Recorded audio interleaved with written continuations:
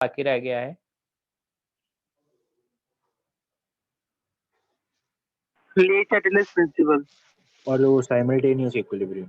हाँ चलो ठीक है, कोई बात नहीं। क्वेश्चन से स्टार्ट करते हैं हम लोग। एक क्वेश्चन लिखवाता हूँ मैं तुम्हें ना।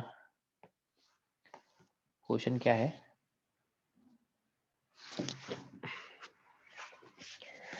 देखो, क्वेश्चन है मेरा, solid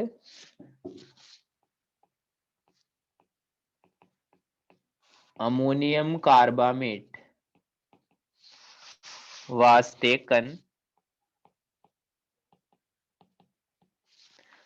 taken in excess enclosed container of volume 5 liter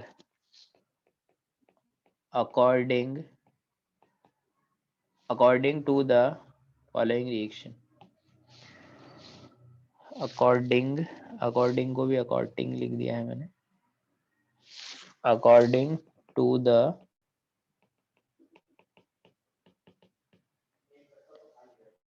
ये कोई नया बच्चा है, ओम नागल कर कुछ लिखा है क्या? हाँ सर वो नया है। According to the following reaction. दो बच्चे नए आए, इनसे बात करते हैं अभी। NH2C double bond O NH4 solid है, sodium ammonium, solid ammonium carbamate है ना। ये रिएक्शन हुआ तो 2 अमोनिया गैस निकला और CO2 गैस निकला, ठीक है। अब बोला है if at equilibrium partial pressure, if at equilibrium partial pressure of ammonia is 4 atm and its Kp is x atm cube, है ना, ऐसा दिया है। if the above equilibrium mixture is transferred to the another vessel of volume 10 litre ना, volume double कर दिया मतलब एक तरह से। Now total equilibrium pressure is y atm. Calculate x plus y. समझ में आ गया question?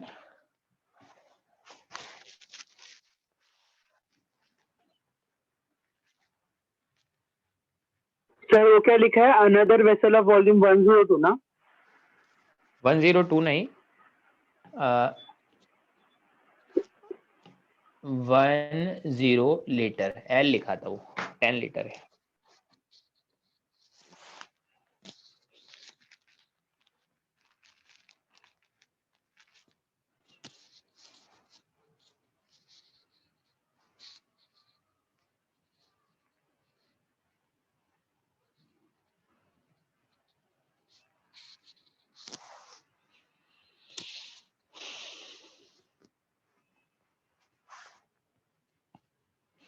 Chemical equilibrium, ionic equilibrium में कोई कॉन्सेप्ट नहीं है। जितने क्वेश्चन करेंगे उतना ही ज्यादा हमारे को क्लैरिटी आएगी कॉन्सेप्ट की। कोई इसमें थ्योरी पार्ट कुछ ज्यादा नहीं है। थ्योरी तो सिर्फ एक दिन का ही होता है, क्वेश्चन से ही टाइम लगेगा बस।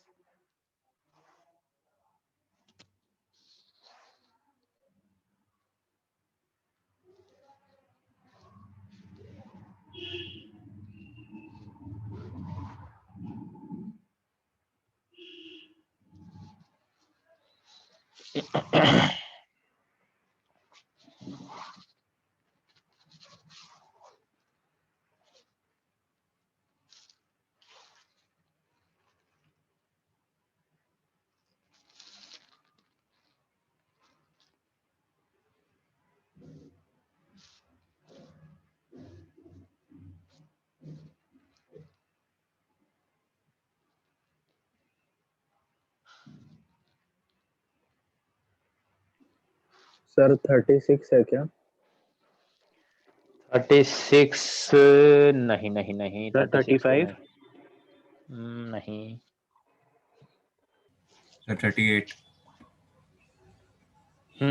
आंसर 38 है हमारा। 38 होगा, जिसका 36 35 है उन्होंने कुछ तो मिस्टेक किया है, इसीलिए मिस्टेक ही किया है।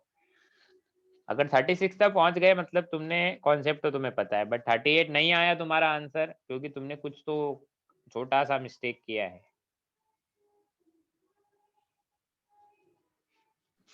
एक्स का वैल्यू क्या है सर?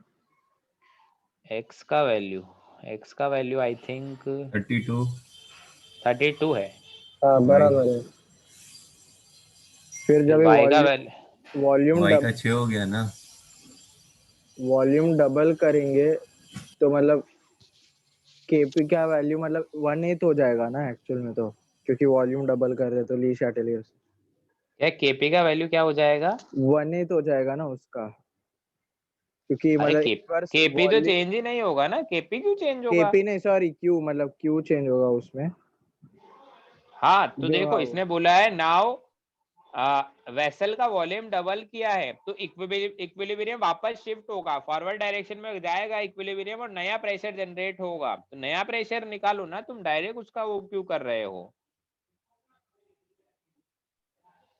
इक्विलिब्रियम वापस से रीस्टैब्लिश्ड होगा ना, हाँ तो प्रेशर तो बढ़ेगा अब, क्योंकि वॉल्यूम बढ़ा दिया, इक्विलिब्रियम हाँ फॉरवर्ड हाँ डायरेक्शन में जाएगा। समझा तुमने क्या मिस्टेक किया? हाँ। हाँ तो करो, वापस से करके बताओ।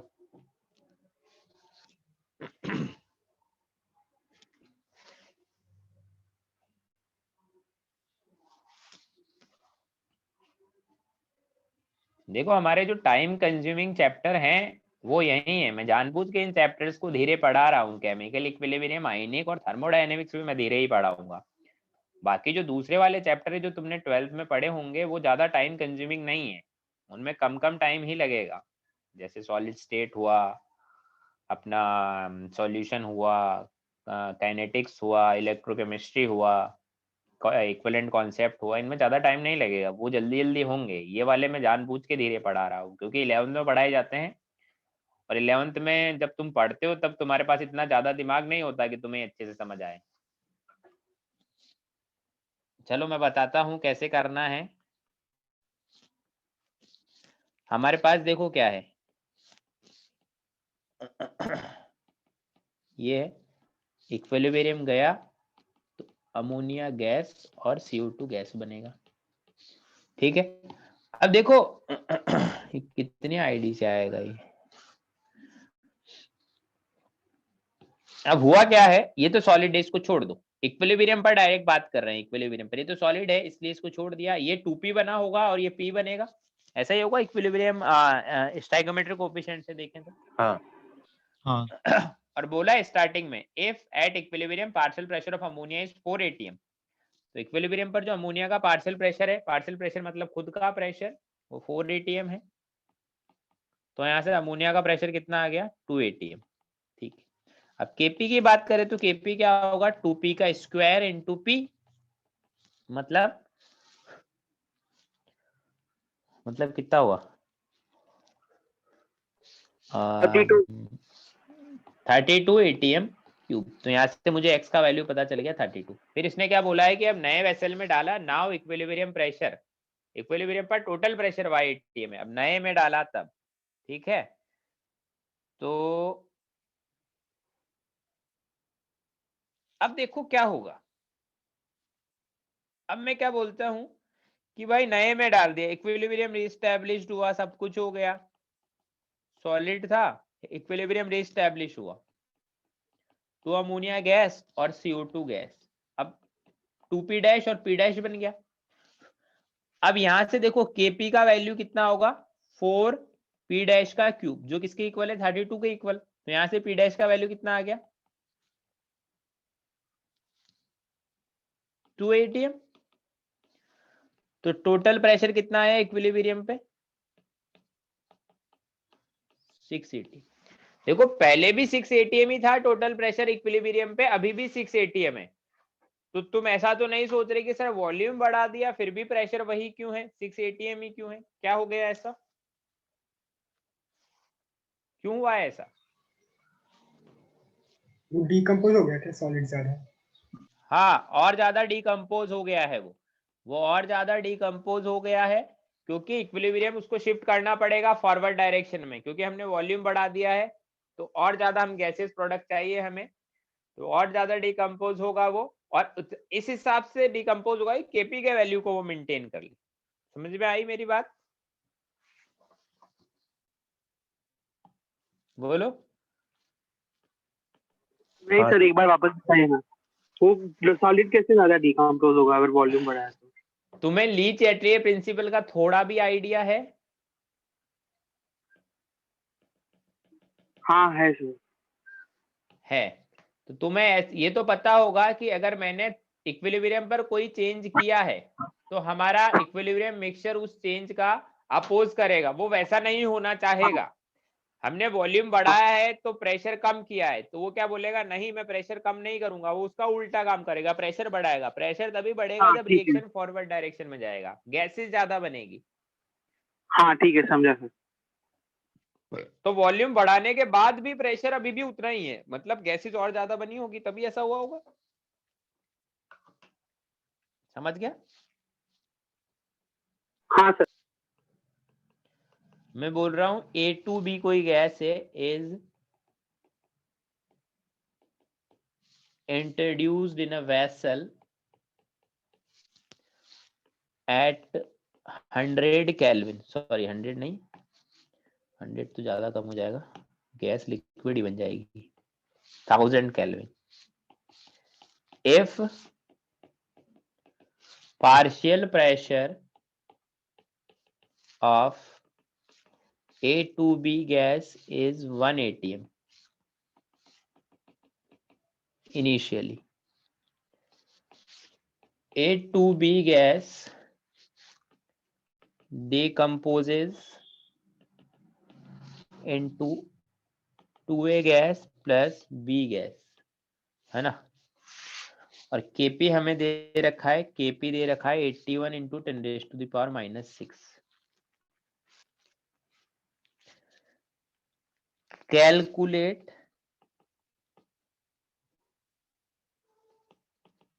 percentage dissociation of A2B। करो।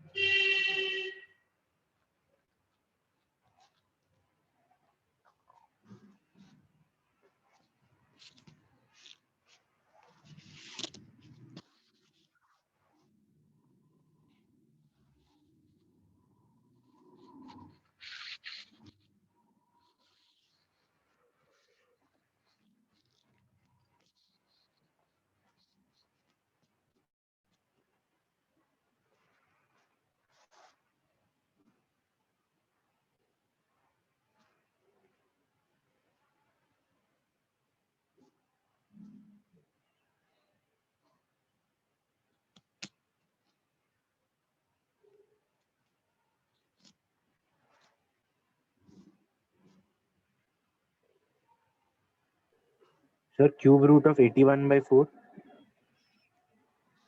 परसेंटेज बताना है।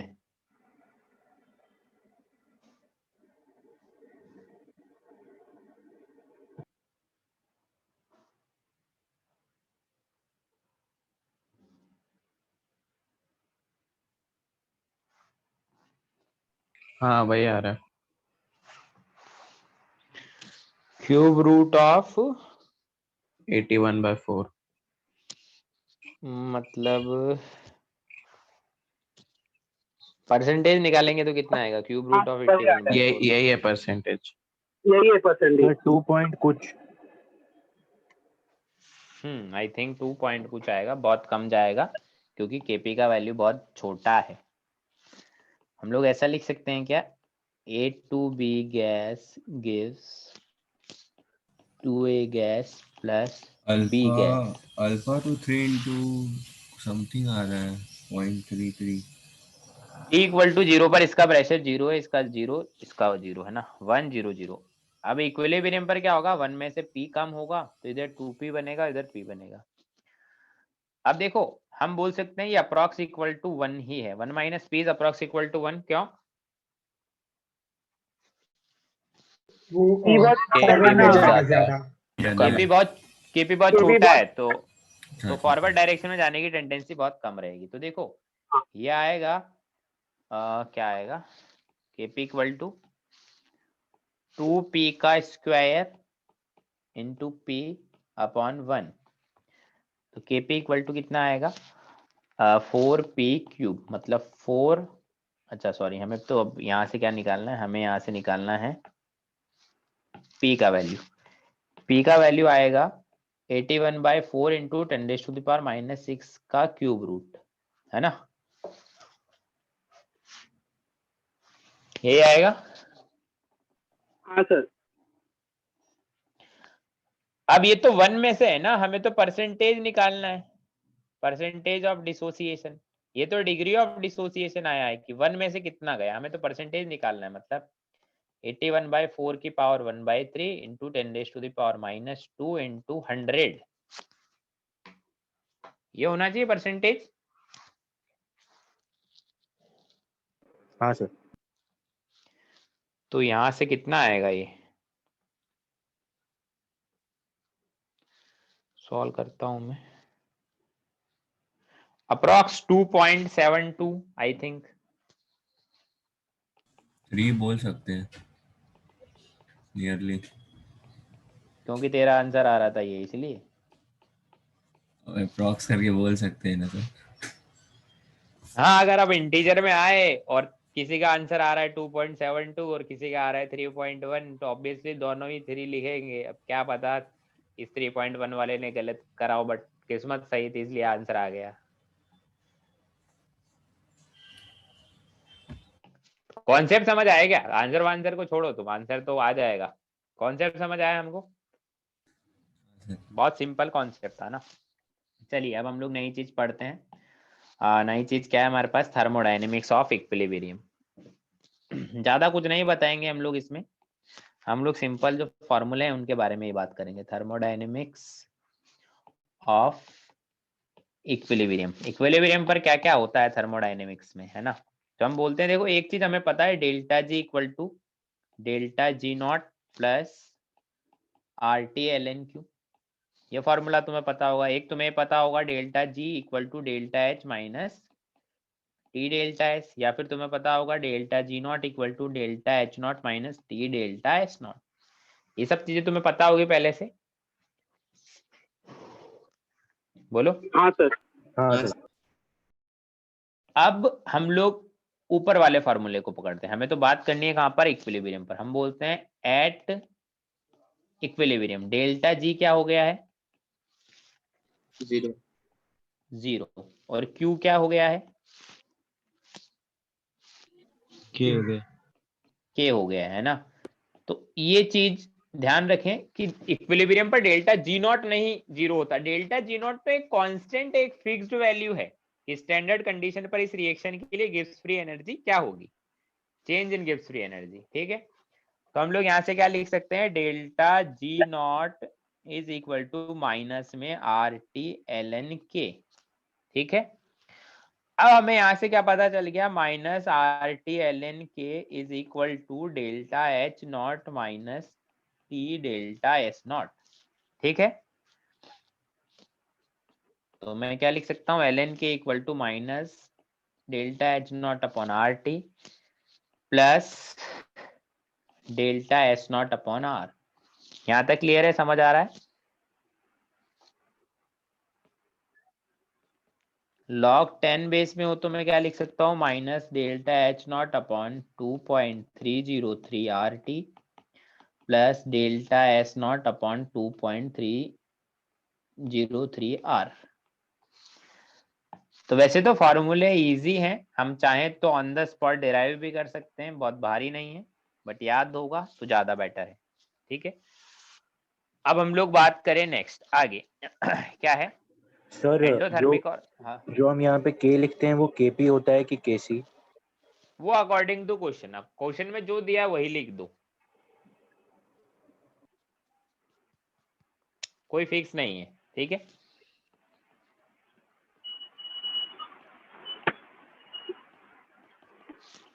फॉर एक्सोथर्मिक रिएक्शन है ना, सभी लोग म्यूट रखो यार, अभी बहुत नॉइज आ रहा है बैकग्राउंड से तुम्हारे। हाँ, फॉर एक्सोथर्मिक रिएक्शन हम लोग बात करें, रिएक्शन कैसा है मेरा, एक्सोथर्मिक है। देखो हम लोग बोलते हैं एक्सोथर्मिक रिएक्शन है, तो जो डेल्टा एच होगा नेगेटिव होगा। ठीक है, तो जो मेरा ग्राफ बनेगा है ना, ग्राफ कैसी स्लोप का बनेगा, स्लोप है वो किसकी, स्लोप है वो negative delta H not upon 2.303 R है। तो ऐसा कुछ ग्राफ आएगा पॉजिटिव स्लोप का है ना, जो ये जो पॉइंट होगा, ये पॉइंट ये होगा डेल्टा एस नॉट अपॉन आप अगर 2.303 आर। 1/t के साथ तो बना। हाँ सही बात है, 1/t के साथ बनेगा, मैंने गलत लिख दिया है, और 1/t के साथ ही बनाएंगे, सही है। तो ऐसा ग्राफ आएगा। ठीक है, मतलब स्लोप हमें ध्यान रखना है। अब देखो इसमें क्वेश्चन में कहाँ हम लोग गलत कर देते हैं, हम लोग गलत कहाँ कर देते हैं, हम लोग गलत कर देते हैं स्लोप में। एक्चुअली हमें पता है स्लोप या तो minus delta H not upon R हो सकती है, या slope minus delta H not upon 2.303 R हो सकता है। तो हम लोग वेरिएबल्स को देखें, ग्राफ किस किस के बीच में प्लॉट है, एल के और 1/t में ग्राफ है, या फिर लॉग के और 1/t में ग्राफ है। तो इसको अच्छे से समझ के करे क्वेश्चन को, तो मैं आता जाता भी तुम क्वेश्चन गलत कर दोगे अगर तुमने ये नहीं। तो देखो हम लोग यहाँ पर क्या देखते हैं, इस ग्राफ से, इस ग्राफ से हम लोग क्या देख सकते हैं, हम बोलते हैं फॉर एक्सोथर्मिक रिएक्शन। अब तुम देखो ग्राफ में अगर 1/t का वैल्यू बढ़ रहा है तो k का वैल्यू भी क्या हो रहा है, बढ़ रहा है, ऐसा ही हो रहा है। हाँ सर, 1/t बढ़ रहा है तो k भी बढ़ रहा है। तो हम क्या बोल सकते हैं यहाँ से कि जब टेम्परेचर कम होता है तो k बढ़ता है। मतलब कहाँ जाओगे, k बढ़ेगा मतलब फॉरवर्ड या बैकवर्ड, फॉरवर्ड। फॉरवर्ड ज्यादा जाएगी। ऐसे इसका अपोजिट लिख सकता हूं, जब 1/t कम होता है तो k भी कम होता है। मतलब 1/t कम होना मतलब जब टेम्परेचर बढ़ाएंगे तो k का वैल्यू कम होगा। ऑब्वियसली एक्सोथर्मिक में ऐसा ही होता है, एक्सोथर्मिक टेम्परेचर फेवरेबल नहीं होती है। ठीक है, उसमें टेम्परेचर बढ़ाओगे तो रिएक्शन का k कम होगा, मतलब रिएक्शन कहाँ जाएगी, बैकवर्ड डायरेक्शन में जाएगी। समझ में आई बात। ऐसे हम लोग बोलते हैं for endothermic, for endothermic reaction. Endothermic reaction में क्या होता है कि जो हमारा स्लोप है, स्लोप नेगेटिव हो जाता है, slope is minus delta H not upon 2.303 R, और जो हमारा डेल्टा एच नॉट है उसका वैल्यू क्या है, पॉजिटिव है। तो ऐसा कुछ आएगा स्लोप। अब देखो वाई इंटरसेप्ट कैसा होगा, वो एंट्रोपी पे डिपेंड करेगा। मैंने अभी मान लिया है कि एंट्रोपी ऊपर ही है, बट एंट्रोपी इन सब से क्वेश्चन नहीं आता, क्वेश्चन आएगा तो ये स्लोप वगैरह ये सभी पूछेगा वो। अब इसमें हम लोग देखें तो देखो 1/t बढ़ रहा है तो k भी बढ़ रहा है ना, 1/t आगे जा रहा है तो k, सॉरी उल्टा लिख दिया मैंने, 1/t बढ़ रहा है तो k नीचे आ रहा है, मतलब k कम हो रहा है। 1/t बढ़ने का मतलब टेम्परेचर कम होगा तो k भी कम होगा, मतलब टेम्परेचर कम करूंगा तो रिएक्शन की टेंडेंसी रहेगी बैकवर्ड डायरेक्शन में जाने की, है ना। और अगर 1/t कम होगा तो k बढ़ रहा है, मतलब टेम्परेचर बढ़ाओगे तो k बढ़ेगा। ऑब्वियसली रिएक्शन एंडोथर्मिक है, टेम्परेचर को फेवर करेगी, टेम्परेचर बढ़ाएंगे तो रिएक्शन फॉरवर्ड डायरेक्शन में जाएगी। इतनी बात समझ आती है। सर ये जो दो ग्राफ है ये सिर्फ डीकम्पोजिशन रिएक्शन के लिए है ना? डीकम्पोजिशन रिएक्शन के लिए है, क्यों, तभी डेल्टा एस पॉजिटिव रहेगा ना, नहीं तो डेल्टा एस नेगेटिव हो जाएगा। हाँ तो वही मैं बोल रहा हूँ ना, मैंने ये चीज अभी थोड़ी देर पहले बोली भी है कि उससे कोई मतलब नहीं है। हम डेल्टा एस अगर नेगेटिव भी ले ले तो भी ग्राफ का स्लोप तो वही आएगा ना। हम स्लोप से ही सारी चीजें डिफाइन कर रहे हैं यहाँ पर। स्लोप नेगेटिव रहेगा तो भी वही होने वाला है। ठीक है, हाँ ठीक है सर। स्लोप से हम लोग देख रहे हैं। अब देखो हमारा इस इक्वेशन को तुम देखो, इस इक्वेशन को इक्वेशन 1 नाम देता हूं। अब हम लोग यहाँ पर क्या क्या बोलते हैं, हम लोग यहाँ पर बोलते हैं डेल्टा, हम लोग ऐसा मान लेते हैं कि डेल्टा एच नॉट और डेल्टा एस नॉट इंडिपेंडेंट है टेम्परेचर के, है ना। Delta H not and delta S not क्या है, टेम्परेचर इंडिपेंडेंट। हमने मान लिया है ऐसा। एक्चुअल में ऐसा कभी होता नहीं है कि delta S not temperature independent हो, नहीं होता कभी ऐसा। बट हम लोग यहाँ पर ऐसा मान लेते हैं। हमने क्या कर लिया, ऐसा अज्यूम कर लिया है ऐसा यहाँ पर कि टेम्परेचर का वेरिएबल नहीं है। सिर्फ टेम्प के इस इक्वेशन में टेम्परेचर का वेरिएबल कौन है, बस इक्वेशन 1 में टेम्परेचर का वेरिएबल कौन है, डेल्टा एच। के। हाँ के। तो हम बोलते हैं कि किसी पर्टिकुलर टेम्परेचर T1 पर अगर K1 है वो, और टेम्परेचर T2 पर अगर वो K2 है, तो यहां से हम लोग एक चीज डिराइव कर सकते हैं। मैं पूरा डिराइव करके नहीं बताऊंगा। log K2 by K1 is equal to delta H naught upon 2.303 R 1 upon T1 minus 1 upon T2। ये तो पहले देखा होगा कभी फॉर्मूला ऐसा। हाँ सर, वेंट ऑफ इक्वेशन है। हाँ वन टैप इक्वेशन है, सही बात है। तो ये कौन है हमारी, this is one half equation. अब देखो इस इक्वेशन का यूज क्या है, इस इक्वेशन का यूज है ये हमारा टेम्परेचर पर डिपेंडेंसी बताता है के का, कि एक टेम्परेचर पर हमें के पता है तो दूसरे टेम्परेचर पर हम लोग के निकाल सकते हैं इस इक्वेशन की हेल्प से। ठीक है, अब देखो इस इक्वेशन में एक दो चीजें हमें क्या क्या ध्यान रखनी है वो मैं बता देता हूँ। फर्स्ट पॉइंट जो हमें याद रखना है, in this equation delta H should be substituted with sign, है ना, should be substituted with sign। Delta H का जो भी वैल्यू पुट करे वो साइन के साथ ही पुट करना है। नेगेटिव दे रखा है तो नेगेटिव डालो, पॉजिटिव दे रखा है तो पॉजिटिव डालो। Second point, unit of delta H by T and R should be same. वैसे तो ये पॉइंट लिखवाने का जरूरत नहीं है कि हम लोग आर के वैल्यूज वही रखें यूनिट के अकॉर्डिंग, कि डेल्टा एच का यूनिट क्या है उसके अकॉर्डिंग ही आर का वैल्यू रखें। डेल्टा एच कैलोरी में कैलोरी रखे, डेल्टा एच जूल में है जूल के अकॉर्डिंग वैल्यू रखें। ठीक है, डेल्टा एच नॉट होगा ना sir?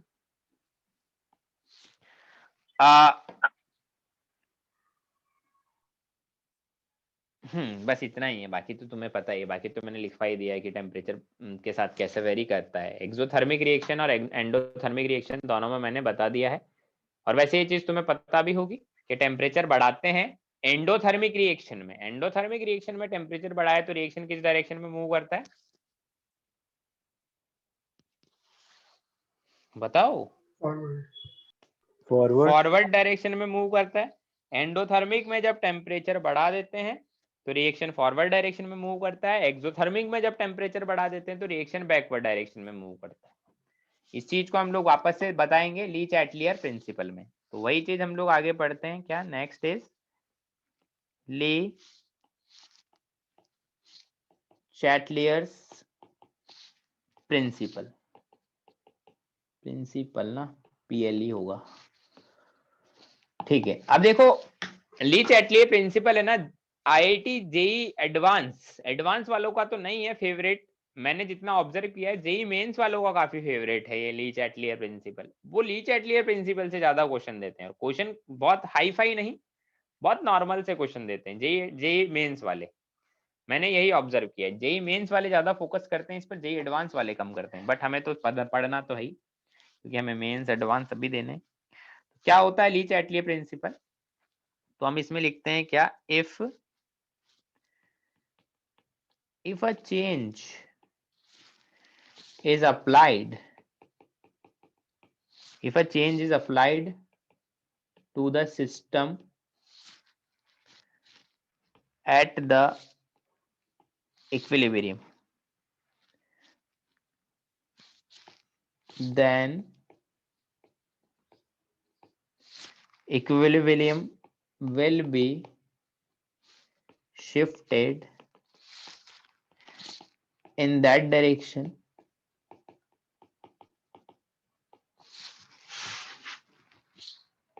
in which it can minimize the effect of change applied, and the equilibrium is reestablished, है ना, reestablished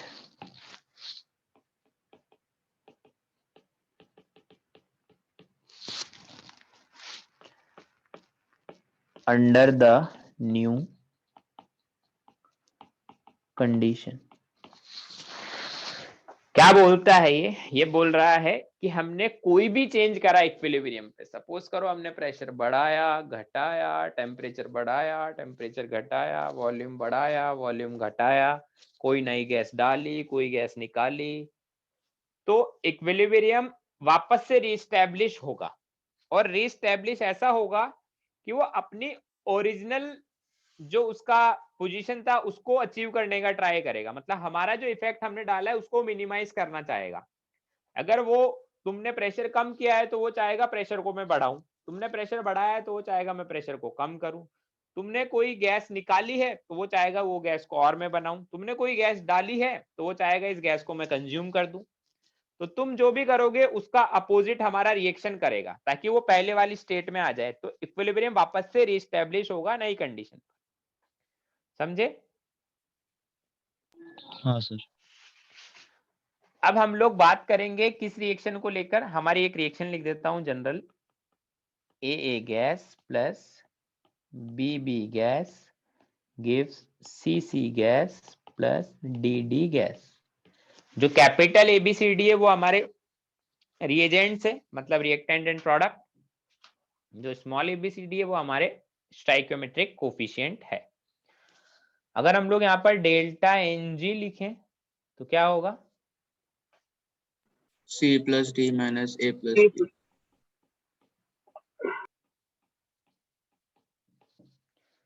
C plus D minus ए प्लस डी, प्रोडक्ट में गैस के मोल माइनस रिएक्टेंट में gas के मोल। अब हम लोग एक एक करके सभी के बारे में बात कर लेते हैं कि भैया क्या क्या होने वाला है। सबसे पहले बात करते हैं इफेक्ट ऑफ कंसंट्रेशन। कंसंट्रेशन को मैंने कुछ और लिख दिया क्या?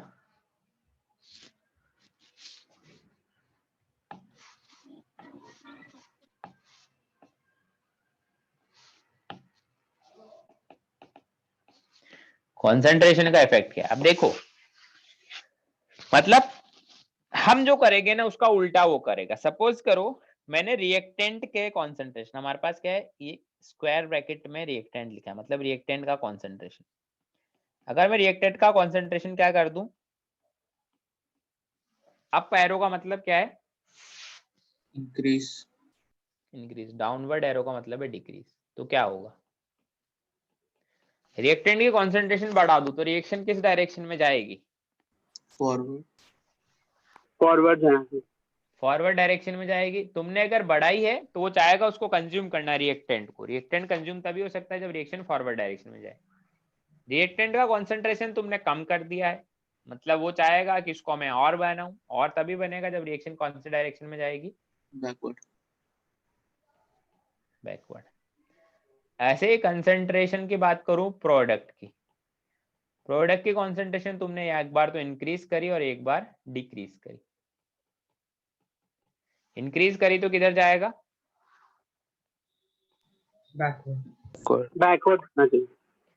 बैकवर्ड जाएगा, क्योंकि वो चाहेगा प्रोडक्ट को कम करना, क्योंकि तुमने तो बढ़ा दिया है।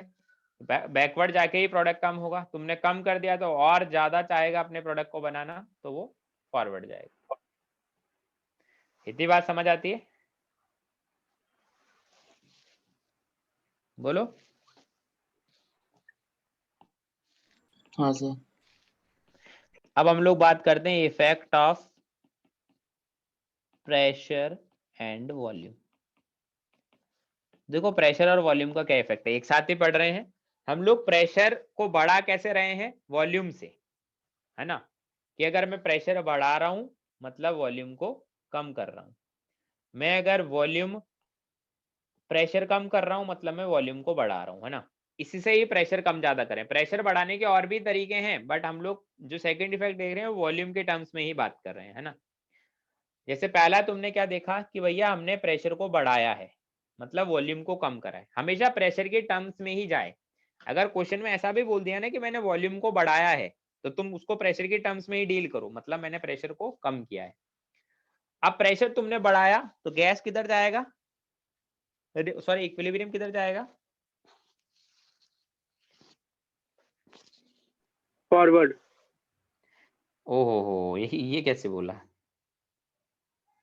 जहाँ पे नंबर ऑफ मोल कम है। देखो अगर तुमने प्रेशर बढ़ाया है तो इक्विलिब्रियम उधर जाएगा जिधर गैस के मोल कम है, मतलब जिधर प्रेशर कम है।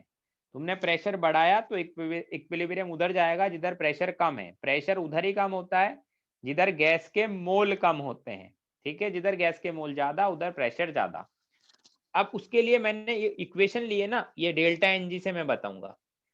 अगर देखो डेल्टा एन जी पॉजिटिव है तो गैस के मोल किधर ज्यादा है, प्रोडक्ट में या रिएक्टेंट में? प्रोडक्ट। प्रोडक्ट में। और तुमने प्रेशर बढ़ा दिया है तो किधर जाएगा रिएक्शन? बैकवर्ड। बैकवर्ड जाएगा, क्योंकि तुमने प्रेशर बढ़ा दिया तो उधर ही जाएगा इधर प्रेशर कम हो। प्रेशर ऑब्वियसली रिएक्टेंट साइड में कम है क्योंकि डेल्टा एन जी हमारा पॉजिटिव है। ऐसे अगर डेल्टा एन जी नेगेटिव हुआ तो कहाँ जाएगा? Forward. Delta N G zero हुआ तो हम बोलेंगे नो शिफ्टिंग। इक्विलिब्रियम शिफ्ट नहीं होगा किसी भी डायरेक्शन में, है ना, समझे? हाँ सर।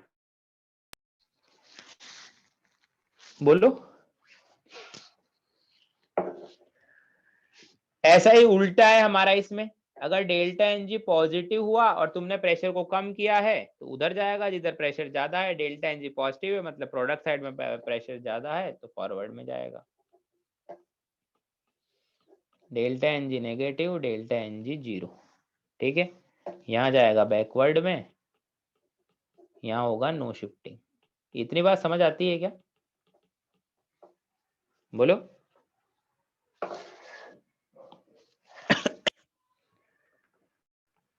सभी को, किसी को कोई दिक्कत तो नहीं है? No sir. थर्ड है, हम लोग बात करते हैं इफेक्ट ऑफ टेम्परेचर। टेम्परेचर पर क्या इफेक्ट आएगा? टेम्परेचर आएगा तो भाई के ही बदल जाएगा, के का वैल्यू ही बदल जाएगा। बट हम लोग टेम्परेचर का इफेक्ट देख रहे हैं तो टेम्परेचर का इफेक्ट देखने के लिए हमें पहले ये देखना पड़ेगा रिएक्शन कैसी है, एंडोथर्मिक है या फिर एक्सोथर्मिक है। ये देखना बहुत जरूरी है, एंडोथर्मिक है रिएक्शन या एक्सोथर्मिक है। अगर रिएक्शन एंडोथर्मिक होता है, टेम्परेचर का इफेक्ट देखना है तो टेम्परेचर बढ़ाओ और घटाओ। रिएक्शन एक्सोथर्मिक है, टेम्परेचर का इफेक्ट देखना है तो टेम्परेचर बढ़ाओ और घटाओ। तो क्या होगा? एंडोथर्मिक हुआ, टेम्परेचर बढ़ाया तो बोलो। फॉरवर्ड। फॉरवर्ड जाएगा। अभी थोड़ी देर पहले ही मैंने ये चीज समझाई थी। और इसमें जाएगा बैकवर्ड, इसमें जाएगा बैकवर्ड, उल्टा हो जाएगा, और इसमें जाएगा फॉरवर्ड। कि भाई एक्सोथर्मिक है तो टेम्परेचर बढ़ाया है तो रिएक्शन फेवरेबल नहीं है टेम्परेचर के अकॉर्डिंग तो बैकवर्ड जाएगा, और एक्सोथर्मिक है टेम्परेचर घटाया है तो फेवरेबल है टेम्परेचर घटाने के अकॉर्डिंग तो वो फॉरवर्ड। इतनी बात समझ आती है?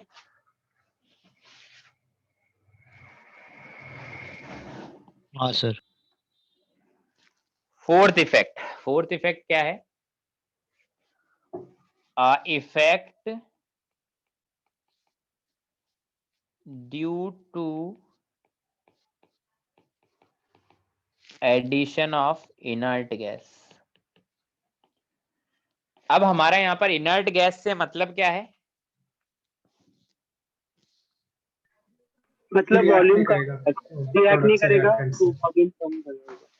हमारा इनर्ट गैस से मतलब ग्रुप 18 की गैसेस से नहीं है। हमारा इनर्ट गैस से मतलब कोई भी ऐसी गैस जो हमारे इक्विलिब्रियम मिक्सचर से रिएक्ट ना करे। ठीक है, समझे? मतलब बहुत सिंपल सा मतलब है इनर्ट गैस का कि भाई कोई भी ऐसी गैस जो हमारे इक्विलिब्रियम मिक्सचर से रिएक्ट ना करे वो मेरी इनर्ट गैस होगी। चलो अब हम लोग बात करते हैं क्या, effect due to addition of inert gas. अब इसमें दो केस है हमारे पास। केस 1 क्या है?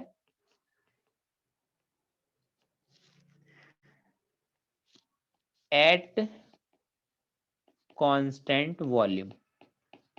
कांस्टेंट वॉल्यूम तभी होगा जब हमारा कंटेनर रिजिड हो, मतलब उस पर पिस्टन विस्टन ना लगाओ। हमने एक कंटेनर लिया, इसमें ऑलरेडी गैसेस का मिक्सचर है पहले से, है ना।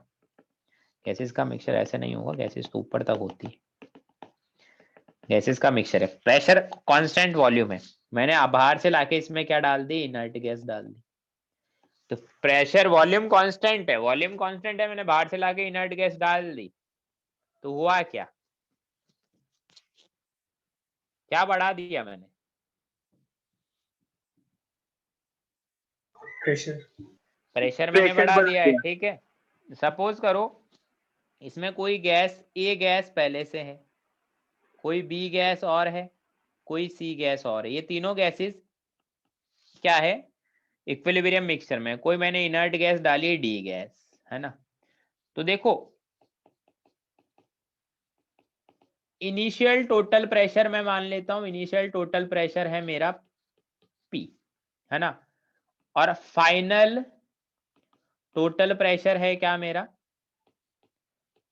P डैश, क्योंकि मैंने डाला नया गैस और obviously P dash is greater than P होगा। ये बात तो समझते हो? हाँ सर। अब इक्विलिब्रियम मिक्सचर पर जो मोल फ्रैक्शन होगा, मोल फ्रैक्शन नहीं, पार्शियल प्रेशर, पार्शियल प्रेशर होगा ए गैस का इक्विलिब्रियम मिक्सचर, इक्विलिब्रियम पर इनिशियली, वो कितना होगा?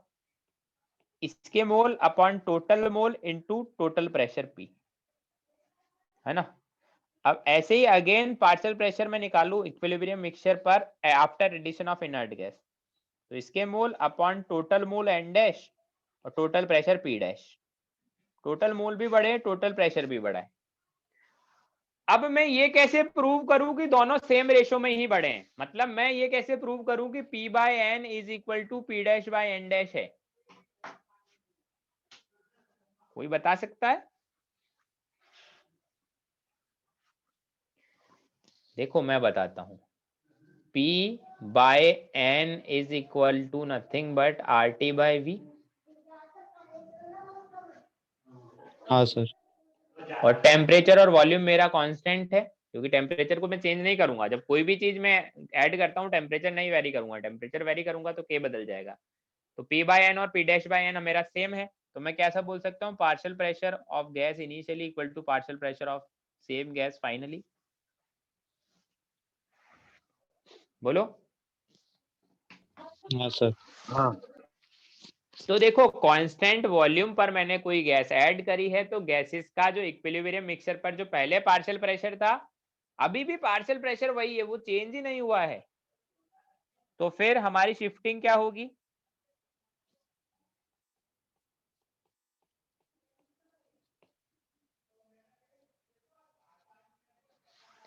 No change.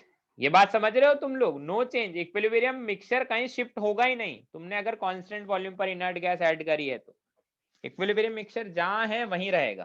समझे मेरी बात? बोलो।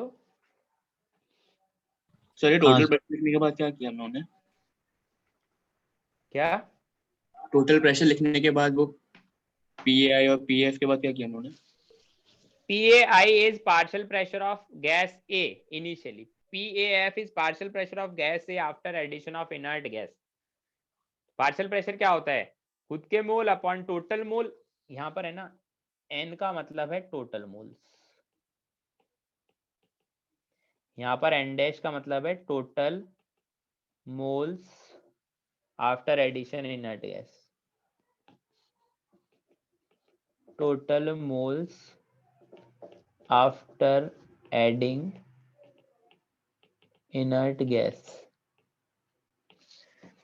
वैसे भी पार्शियल प्रेशर क्या होता है? Mole fraction into total pressure. तो mole upon total mole into total pressure. अब हमने क्या देखा कि भैया N डैश भी बड़ा है मेरा और P डैश भी बड़ा है. ऑब्वियसली टोटल मोल तो बढ़ेंगे ही ना, नई गैस ऐड करोगे तो प्रेशर भी बढ़ेगा. तो जो P बाय N और P dash bye N dash का रेशियो है वो सेम रहता है. समझे क्या? हाँ सर. क्यों रहता है सेम? वो मैंने लिखा है P by N equal to RT by V, और RT बाय V कांस्टेंट है, इसलिए रेशियो सेम रहेगा, इसलिए मेरा इक्विलिब्रियम पर कोई चेंज नहीं आएगा. इनर्ट गैस ऐड करा है कांस्टेंट वॉल्यूम पर. केस टू क्या है? At constant pressure. इक्विलिब्रियम पे कोई चेंज नहीं आएगा ना? हाँ, इक्विलिब्रियम रीएस्टैब्लिश नहीं होगा, जहां है वहीं रहेगा. अब देखो इसमें है ना, तुम्हें थोड़ा सा दिमाग लगाना है. दिमाग क्या लगाना है? सोचना, थोड़ा सा सोचना. क्या कि एक मेरा कंटेनर है ना, एक मेरा कंटेनर है जिसमें मुझे प्रेशर को कांस्टेंट रखना है. तो ऑब्वियसली कंटेनर में मुझे पिस्टन लगा के रखना पड़ेगा. कंटेनर एक मेरा है ना, उस कंटेनर में क्या है, ऊपर एक पिस्टन लगा है, मूवेबल पिस्टन लगा है ऊपर एक, है ना. अब इसमें पहले क्या है? पहले इनर्ट गैस फिल है, इनर्ट गैस भरी हुई है, भरी है इनर्ट गैस नहीं सॉरी, 3-4 गैसेज है, इक्विलिब्रियम मिक्सचर जहां भी है वो गैस भरी है. अब मैंने बाहर से इनर्ट गैस लाके डाल दी और मुझे प्रेशर को भी कांस्टेंट रखना है, तो पिस्टन कहाँ मूव होगा? ऊपर मूव ऊपर मूव होगा. अब देखो कोई मुझे बोलेगा कि सर यहाँ पर तो वॉल्यूम आपने बढ़ा दिया पर प्रेशर तो चेंज हुआ नहीं. बट आपने तो पहले बोला था कि हर चीज को प्रेशर की टर्म्स में ही काउंट करना है, वॉल्यूम की टर्म्स में नहीं, प्रेशर की टर्म्स में काउंट करना है. तो यहाँ पर वॉल्यूम बढ़ा है बट प्रेशर चेंज नहीं हुआ, हम लोग प्रेशर की टर्म्स में काउंट करेंगे. तो यहाँ पर भी बोल देंगे क्या बोल देंगे यहाँ पर भी कि भैया नो चेंज. बट ऐसा तो नहीं होता, प्रेशर तो चेंज हुआ है. तो कोई मुझे एक्सप्लेन करेगा प्रेशर कैसे चेंज हुआ है?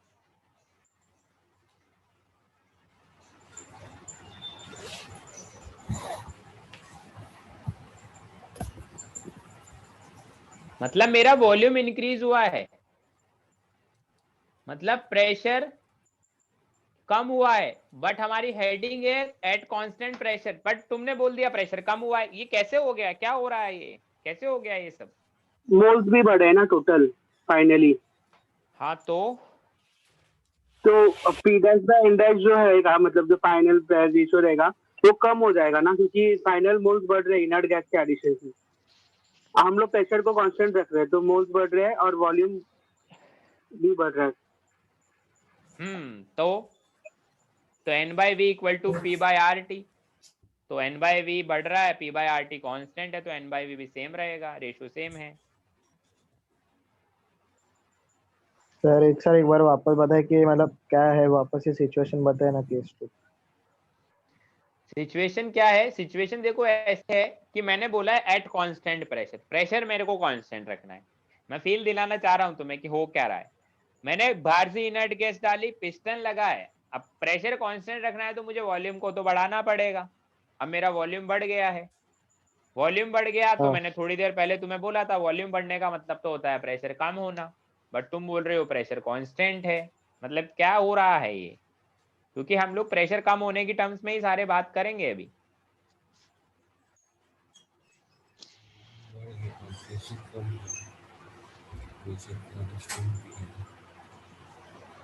देखो T by V अभी भी सेम है. नहीं, देखो मैं तुम्हें बताता हूँ. नंबर ऑफ मोल्स बढ़ा टेम्परेचर दिया. कम हो गया होगा. हाँ टेम्परेचर प्रेशर डिक्रीज कांस्टेंट करेगा। है ना वहाँ पे फिर। टेम्परेचर तो हमेशा कांस्टेंट ही रखना है भाई, टेम्परेचर कांस्टेंट नहीं रखा तो फिर तो तुमसे क्वेश्चन होगा ही नहीं कभी सॉल्व। टेम्परेचर कांस्टेंट है। सोचो सोचो क्या हो रहा होगा ऐसा, मतलब कैसे मैं डिटरमाइन करूंगा।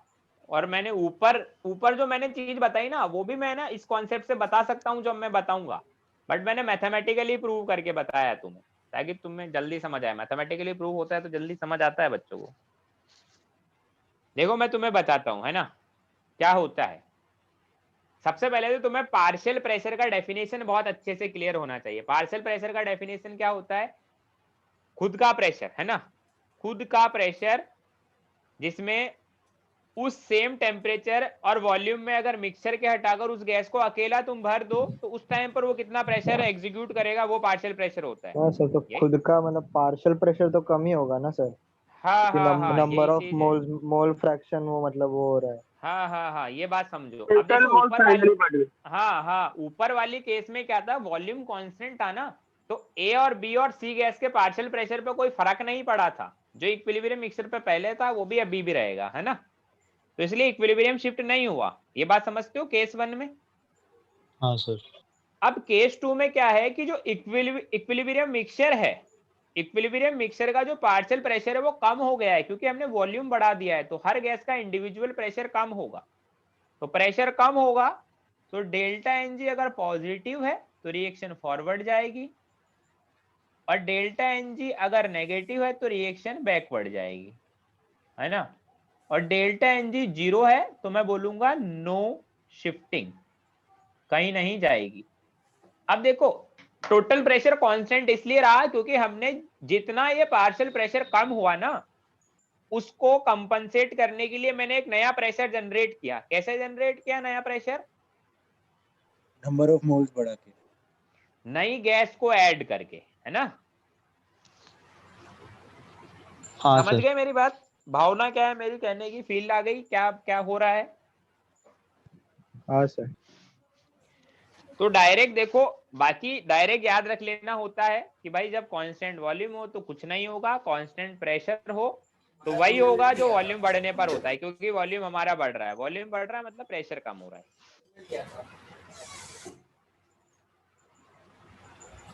चलो अब हम लोग सर नोट डाल के एक दो पॉइंट्स लिख लेते हैं। हाँ बोलो बोलो जल्दी बोलो। सर वो वाला पॉइंट वापस बोलने की, मतलब आपने बोला कि नई गैस ऐड करने से वो टोटल प्रेशर कैसे कांस्टेंट रहेगा? अरे भाई मतलब देख मेरा इक्विलिब्रियम मिक्सचर था, उसमें हाँ मैंने बाहर से इनर्ट गैस ऐड करी तो प्रेशर को कांस्टेंट या प्रेशर को मेंटेन करने के लिए क्या हुआ, पिस्टन ऊपर चला गया। हाँ अब प्रेशर अभी भी वही है जो पहले था, बट नई गैस ऐड करी तो प्रेशर मेंटेन करने के लिए पिस्टन ऊपर चला गया, अपना वॉल्यूम को बढ़ा लिया। तो हाँ हम बोलते हैं कि इंडिविजुअल जो इक्विलिब्रियम मिक्सचर की जो गैसेस थी ए बी और सी, जो मैंने ऊपर नाम दिया था, जो इंडिविजुअल गैसेस थी इक्विलिब्रियम मिक्सचर की, उनका पार्शियल प्रेशर तो कम हो गया पहले से, पहले जितना था हाँ अब उससे कम हो गया ना पार्शियल प्रेशर, हाँ बट प्रेशर अभी भी कांस्टेंट है टोटल प्रेशर। तो जो कम हुआ प्रेशर, उस प्रेशर को मेंटेन कैसे किया मैंने? इनर्ट गैस को ऐड करके ही तो किया मेंटेन। पार्शियल प्रेशर फाइनली कम इसलिए तो हुआ ना क्योंकि इनर्ट गैस हम लोग ने डाला ना, तभी तो नहीं टोटल नंबर ऑफ मोल्स बढ़ रहे हैं ना। अरे ऐसे मत रिएक्शन समझो, फॉरवर्ड जैसे मैं जाएगी। समझा रहा हूँ वैसे ही समझो। हम लोग इनर्ट गैस डाल रहे हैं तो प्रेशर कांस्टेंट है, प्रेशर को मेंटेन करने के लिए वॉल्यूम बढ़ाया है। वॉल्यूम बढ़ेगा तो हर गैस का इंडिविजुअल पार्शियल प्रेशर कम ही होगा। ठीक है सर। ठीक है, टोटल मोल से मत जाओ, टोटल मोल से जाओगे फंसोगे। अगर अभी भी समझ नहीं आता तो मैं तुम्हें बोल दूं याद रख ले, क्योंकि इस कॉन्सेप्ट से कोई क्वेश्चन नहीं पूछेगा। अगर इतना याद है तो भी क्वेश्चन हो जाएंगे। अब देखो केस हम लोग नोट डाल के कुछ पॉइंट लिखते हैं। पॉइंट नंबर 1 क्या है? Point number 1, in case of effect of concentration, in case of effect of concentration हमने फिक्स कर दिया है कि इफेक्ट ऑफ कंसंट्रेशन के केस में ही बात करें, मतलब जो केस 1 था। The addition of any solid component does not affect the equilibrium। कि अगर कोई सॉलिड कंपोनेंट हमने ऐड करा है, उसका कंसंट्रेशन बढ़ाया है, तो हमारे इक्विलिब्रियम को अफेक्ट नहीं करेगा, ठीक है, क्योंकि वो हमारे के इक्वेशन में नहीं आता है। सेकेंड पॉइंट जिस पर मैं स्टार मार्क कर रहा हूं, हम बोल रहे हैं इन फेज इक्विलिब्रियम। फेज इक्विलिब्रियम क्या होता है? फेज चेंज होता है सॉलिड लिक्विड से। फेज चेंज होता है ना, मिक्सचर का जो केमिकल फार्मूला नहीं बदलेगा। इस पॉइंट को एकदम से याद रख लें। In phase equilibrium on increasing pressure the equilibrium move in that direction where density is high। हम बोल रहे हैं फेज इक्विलिब्रियम में हमेशा यह ध्यान रखें कि अगर हम लोग प्रेशर को बढ़ाते हैं तो इक्विलिब्रियम मिक्सचर उस डायरेक्शन में जाएगा जहां पर डेंसिटी मेरा हाई हो। किसको बोल रहा है भाई?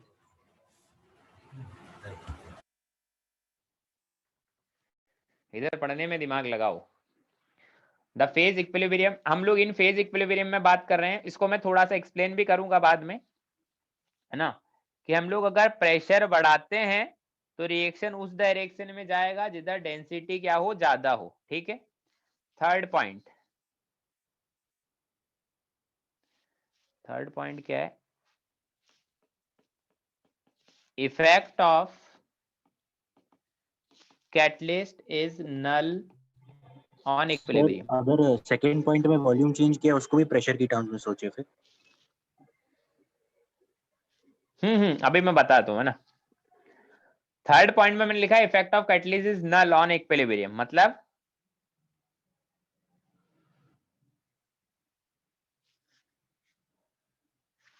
अच्छा इसका एक और मतलब मैं लिख देता हूँ, क्योंकि कैटलिस्ट दोनों रेट को इक्वली इंक्रीज करेगा, फॉरवर्ड को भी और बैकवर्ड को भी। हाँ, हम लोग एक चीज और लिख देते हैं यहाँ पर, due to catalyst the state of equilibrium is not affected but the equilibrium will be attained faster। हम बोलेंगे इक्विलिब्रियम का स्टेट अफेक्ट नहीं होगा, ऐसा नहीं इक्विलिब्रियम बैकवर्ड या फॉरवर्ड डायरेक्शन में शिफ्ट होगा, बट जो टाइम होगा वो कम हो जाएगा अगर पॉजिटिव कैटलिस्ट है तो। जनरली कैटलिस्ट का मतलब पॉजिटिव ही मानते हैं, नेगेटिव होगा तो क्वेश्चन में मेंशन होगा कि नेगेटिव है तो इक्विलिब्रियम स्लो अटेन होगा, अगर पॉजिटिव है तो इक्विलिब्रियम फास्टली अटेन हो जाएगा, मतलब टाइम कम लगेगा। हाँ बोलो। सेकंड वाला point where density is high का क्या मतलब है? हाँ अभी मैं बताता हूँ कि हम बोल रहे हैं प्रेशर बढ़ाएंगे तो डेंसिटी जहां हाई होगी वहीं इक्विलिब्रियम शिफ्ट होगा, है ना। इसको मैं एक एग्जांपल से एक्सप्लेन करता हूँ, है ना। हाँ एग्जांपल देखो मैं बताता हूँ तुम्हें, है ना। कुछ एग्जांपल मैं बताता हूँ, एक एग्जांपल से एक्सप्लेन करूंगा, बाकी मैं तो तुम्हें यही सजेशन देता हूँ कि इस पॉइंट को बस दिमाग में याद रखें। अगर तुमने ये पॉइंट याद नहीं है बट तुम्हें कॉन्सेप्ट पता है तो हो सकता है तुम्हारा 1-2 मिनट एक्स्ट्रा लगे, तो कॉन्सेप्ट को याद भी रखे, समझ भी लेंगे हम लोग कि भाई प्रेशर बढ़ाएंगे तो रिएक्शन उधर ही जाएगी जहां डेंसिटी हाई हो, है ना। जैसे मान लो हमारा एक एग्जांपल है बॉइलिंग ऑफ वाटर। अब मैं तुमसे पूछता हूं, है ना, H2O गैस और H2O लिक्विड है, ठीक है। पहली चीज मुझे बताओ डेंसिटी किधर ज्यादा है? डेंसिटी, डेंस कौन है? H2 liquid. हाँ गैस है ना। मुझे एक चीज बताओ कि अगर मैं प्रेशर को बढ़ाऊंगा तो गैस ज्यादा बनेगी या लिक्विड ज्यादा बनेगी? अपने कॉमन सेंस से बताओ। लिक्विड ज्यादा बनना चाहिए। लिक्विड ज्यादा बनना चाहिए ना, ऑब्वियसली लिक्विड ज्यादा ही बनना चाहिए। प्रेशर कुकर में यही तो कॉन्सेप्ट होता है, वो गैस बनने ही नहीं देता, वेपर में आने ही नहीं देता, वो लिक्विड में ही रखता है, तो जो खाना लिक्विड के अंदर रखा है वो ज्यादा पकेगा क्योंकि लिक्विड ही है, वेपर बन ही नहीं पा रही। तो यही कॉन्सेप्ट है, प्रेशर बढ़ाएंगे तो इक्विलिब्रियम उधर जाएगा जिधर डेंसिटी हाई हो, है ना। तो फिजिबल कंडीशन क्या है? फिजिबल कंडीशन, फॉरवर्ड जाने की फिजिबल कंडीशन क्या है? रिएक्शन को फॉरवर्ड ले जाना है मुझे, फिजिबल कंडीशन क्या हो सकती है रिएक्शन को फॉरवर्ड ले जाने की? प्रेशर कम होना। प्रेशर कम होना। प्रेशर कम हो तो उधर जाएगी जिधर डेंसिटी कम हो, क्योंकि प्रेशर ज्यादा होने पर उधर डेंसिटी हाई हो। और ऑब्वियसली इस रिएक्शन का डेल्टा एच पॉजिटिव होगा, क्योंकि लिक्विड को बॉईल करना है तो एनर्जी तो देनी पड़ेगी, हीट देनी पड़ेगी, तो टेम्परेचर ज्यादा होगा। समझे? अभी समझ आ गया डेंसिटी प्रेशर का कॉन्सेप्ट? हाँ सर। हाँ, तो ऐसा हम लोगों को करना होता है ना।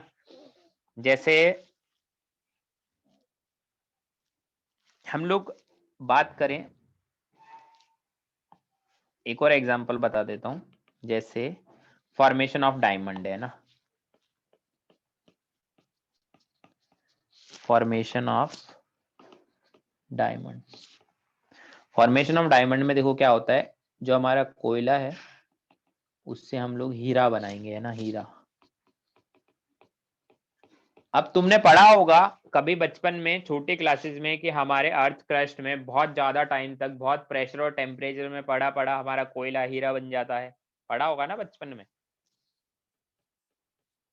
हाँ सर। तो इसका डेंसिटी लेस है, इसका डेंसिटी हाई होता है, ऑब्वियसली डायमंड ज्यादा डेंसर होता है। तो अगर मैं बोलूं फिजिबल कंडीशन क्या है रिएक्शन को फॉरवर्ड में ले जाने की, फिजिबल कंडीशन प्रेशर बढ़ा देंगे।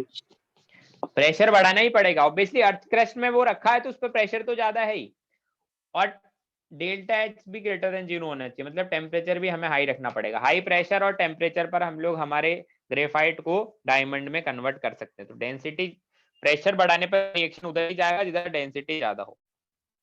क्लियर है? हाँ बोलो। सर। चलिए हम लोग नेक्स्ट चीज पढ़ते हैं, जो हमारे इस चैप्टर में लास्ट है, वो है साइमल्टेनियस इक्विलिब्रिया।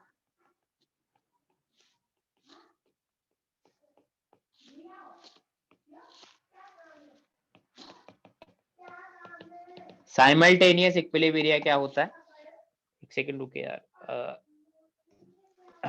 देखो इसमें हम लोग बोलते हैं, अच्छा साइमल्टेनियस इक्विलिब्रिया का मतलब क्या है, एक ही कंटेनर में एक या एक से ज्यादा इक्विलिब्रियम आ रहे हैं, और उसमें एक और कंडीशन हम लोग क्या रखेंगे, क्या?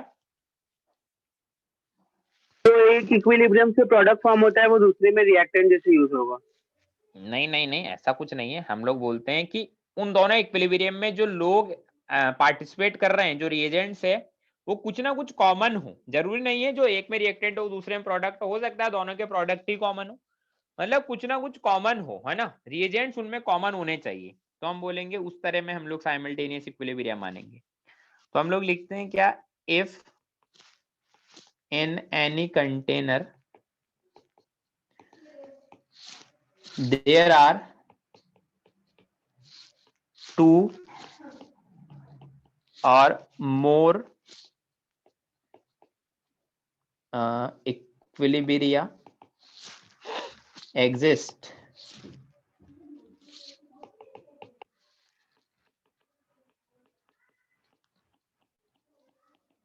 simultaneously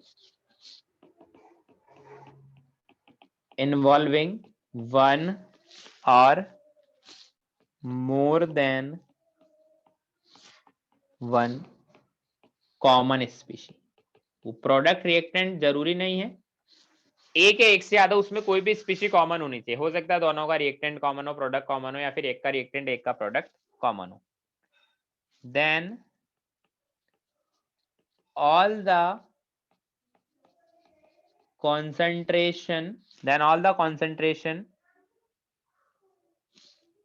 नहीं, ऐसा नहीं, then all the equilibrium concentration of all the species is the total concentration of that species due to all the equilibria under consideration। तो देखो थोड़ा समझ नहीं आएगा लैंग्वेज से कि हम बोलेंगे कि जो कॉमन स्पीशी होता है ना उसकी जो कंसंट्रेशन होती है उसमें दोनों इक्विलिब्रियम को कंसीडर करना है। कॉमन स्पीशी में ही ऐसा होता है, ठीक है।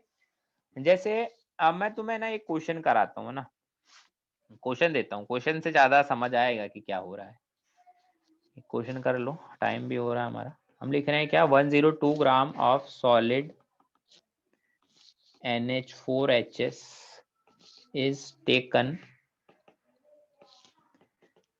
in 2 liter flask at 57 degrees Celsius following 2 equilibrium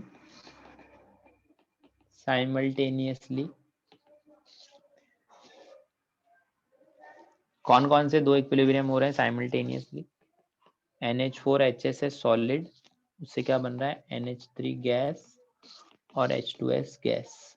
इसके लिए K1 दे रखा है इक्विलिब्रियम कांस्टेंट, फिर एक दूसरा दे रखा है जिसमें NH3 गैस दे रखी है जो हाफ N2 गैस और 3/2 H2 गैस में जा रही है, K2 है, ठीक है। अब आगे क्या बोला है, आगे बोला है 1 मोल of solid decompose to maintain both the equilibrium, है ना, and 0.75 mole of H2 gas present at equilibrium, है ना। Find the equilibrium concentration of all species and K1 K2। सभी का इक्विलिब्रियम कंसंट्रेशन निकालना है और K1 K2 हमें पता लगाना है। ये चीजें हमें दे रखी है क्वेश्चन में, करो भाई।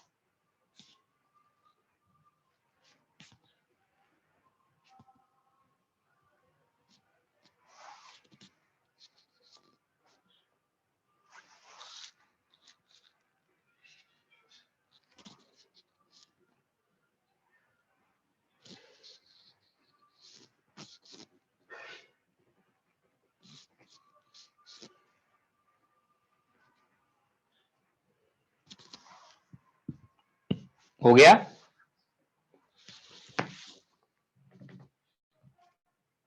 बोलो इजी था यार, क्वेश्चन हो जाना चाहिए था।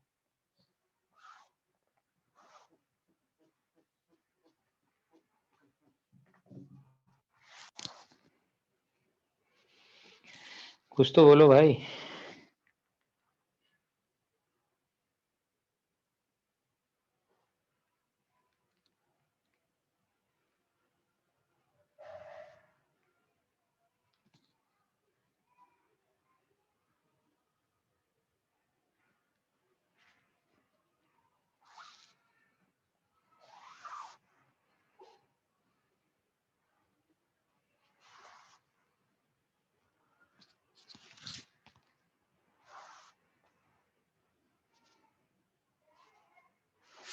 चलिए हम लोग करते हैं फिर।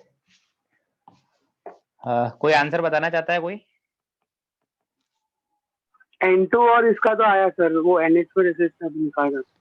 मुझे K1 K2 का वैल्यू बता दो, मुझे कंसंट्रेशन नहीं चाहिए, वो तो हम निकाल लेंगे। K1 K2 का वैल्यू बताओ। 1/8 आ रहा है क्या? K1 हाँ K1 ठीक है, 1/8।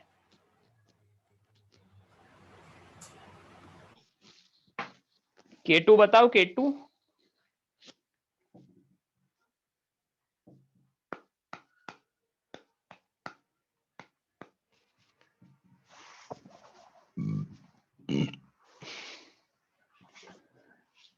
देखो कैसे करेंगे। NH4HS सॉलिड है, वो किस में जा रहा है? अमोनिया गैस में और H2S गैस में। ऐसे हमारे पास अमोनिया गैस है, किस में जा रही है? हाफ H2 गैस में, हाफ नहीं 3/2 H2 गैस, और हाफ N2 गैस में। स्टार्टिंग में NH4HS कितना लिया था हमने?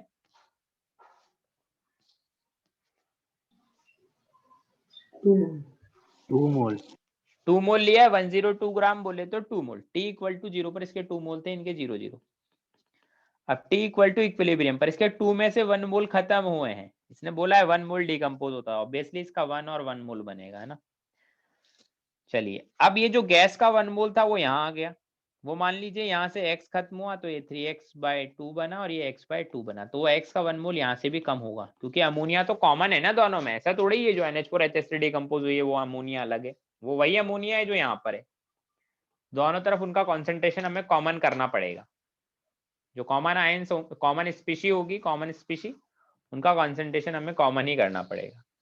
अगर मैं K1 की बात करूं तो K1 होगा concentration of ammonia into concentration of H2S। K2 की बात करें तो होगा कंसेंट्रेशन ऑफ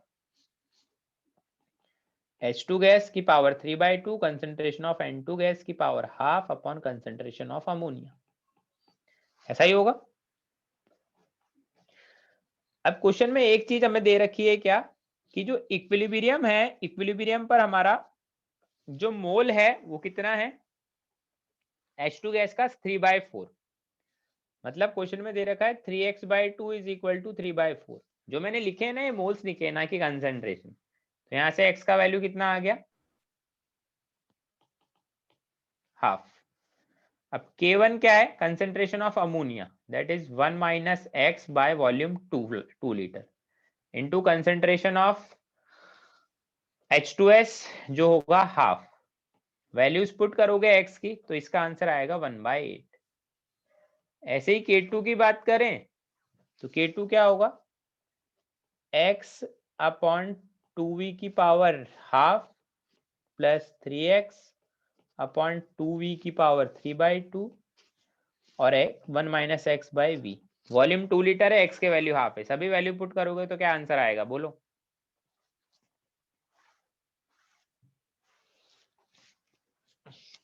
सभी वैल्यूज पुट करने के बाद आंसर क्या आता है?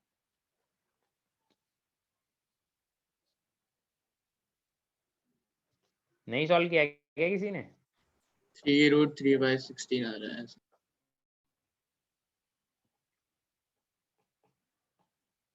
ऐसा आ रहा है क्या? यही है 3√3/16।